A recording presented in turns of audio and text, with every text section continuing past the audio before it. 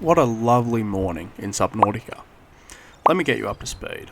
I've got my base set up, an architect's delight if you will, which provides about as much oxygen as your mum's cheeks did when my nose was tickling her booty hole the other night.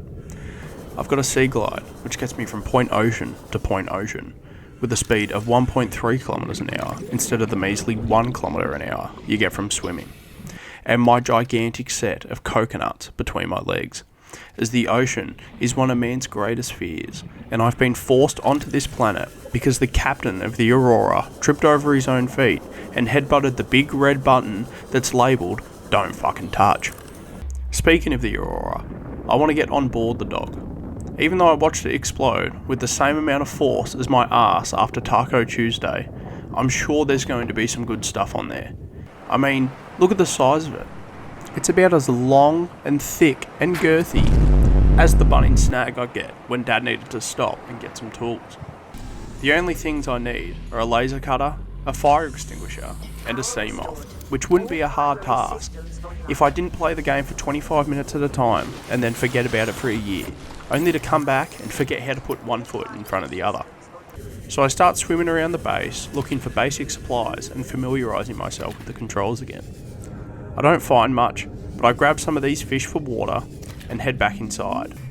While making said water, I hold one of the dickfish and force him to watch as his friends slowly turn into small plastic bottles filled with succulent and tasty water for my consumption, until his own untimely demise at the hands of Planet 4546B's first mass murderer. Now, as you can imagine, a game that is set on a planet covered in ocean, it requires a lot of swimming. So enjoy this montage of the things that you can look forward to in this game.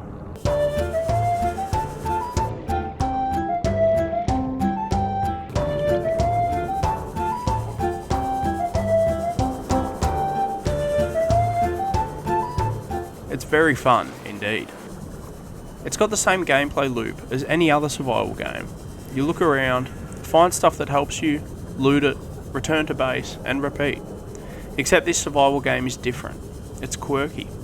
It's in the water, and I'm scared of everything it holds, and I'm unwilling to go further out than basically knee deep. But I push forward as the pursuit for the tools I need is unrelenting. I find a couple pieces of the Aurora scattered around everywhere, as you can imagine, and they've got about as much useful stuff in them as the average man cave. Everything's there to look cool, but nothing actually does anything.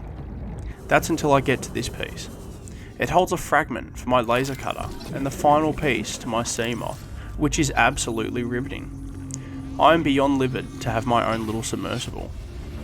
I get back to the base and wait, fuck, that's not my base.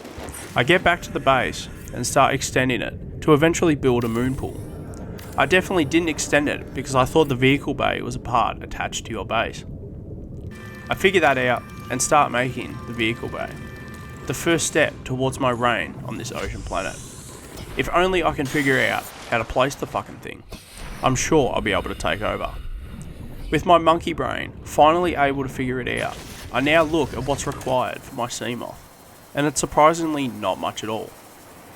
It's about the equivalent to completely manufacturing a working, driving car with nothing but a stick of rubber, a sheet of aluminium, and a couple of random wires. But I'm all for it, because at the end of the day, I'm just Cobb, not Toyota. I grab a few more things from the depths and head up to my vehicle bay to start making my own personal submarine. As you can tell by my mouse wiggles and literal jumping for joy, I'm quite excited. With this, I can do just about anything I want. I take it for a test spin and it's made my whole week, and then I decide to make its whole week because I fuck it on the first bit of terrain I see. Knowing that I can take damage this easily, I decide to do a durability test. I start reaming this poor bugger, who's doing nothing but floating and minding his own business. Sorry to ruin your day, mate, but I need to know if I can withstand a small bump or not. Now that I've got my underwater car, I start heading out looking for the last laser cutter piece, and end up finding a very deep and scary part of the ocean. But I'm not scared. I'm basically indestructible. The false sense of security that this little vessel gives me skyrockets my confidence to that of a toddler around an ungated pool, and I decide to go headfirst at the scariest looking thing I could find. I quickly regret it as it starts downwards elbowing my sub, and I move as fast as my little propeller can push me until Walmart GLaDOS says, "Detecting multiple Leviathan class life forms in the region. Are you certain whatever you're doing is worth it?" But I'm still not scared of anything, mate. I've got this thin metal shell and about 5mm of glass between me and any creature. I'm basically unstoppable. I look around the depths and see a random box, which unbelievably has the last laser cutter piece I need. There's got to be more goodies around here. So I go as deep as my little sub can handle, and then I get a glance of old mate up there. So that's what Walmart GLaDOS was talking about. I quickly fear for my life and get the fuck out of there. My confidence is high, but it's not Snoop Dogg high. I get back to the base and look at what is required for my laser cutter. Diamonds. Where the fuck are diamonds?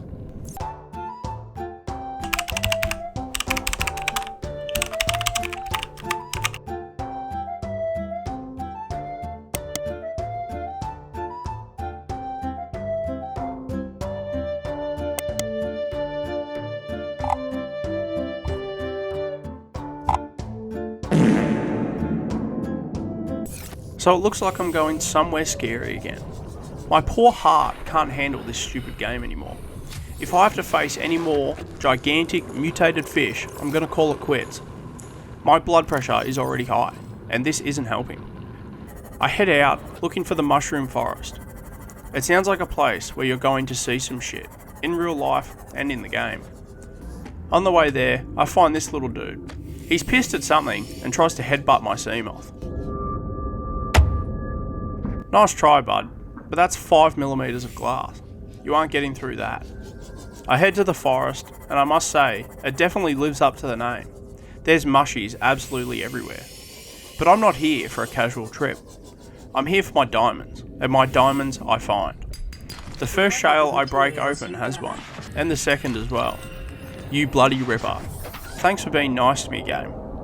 I start heading back to make my laser cutter, and on the way there, I notice one of the big dudes floating around being an absolute menace to society, and I decide that I'm not going to live my life in fear anymore. The only way that I can overcome my fears is to face them head on, and that I will. As soon as he starts swimming towards my little sea car, I immediately regret my decision. He gives me a shake, like my Frenchie does with her toy bone, and I find myself looking into a pit of fear. For some reason, he lets me go, and I barely escape, only with ruined underwear and my life. That's the last time I mess with one of those buggers. Everything on this planet wants you dead. When I get out of here, I'm coming back with nukes to destroy absolutely everything. I get back to the base and finally build the laser cutter. Now it's time to head for the Aurora. I get the essentials for my trip and get there fairly quickly. Now it's just a matter of exploring. There's little crab dudes everywhere, but they don't pose much of a threat, as I've been hardened by all of the big blokes I've encountered already. As I'm walking up the ship, I think to myself, who needs a ship this big? What were they carrying that required something of this magnitude? And then I realised that the captain was probably just compensating for something, like most men with big vehicles.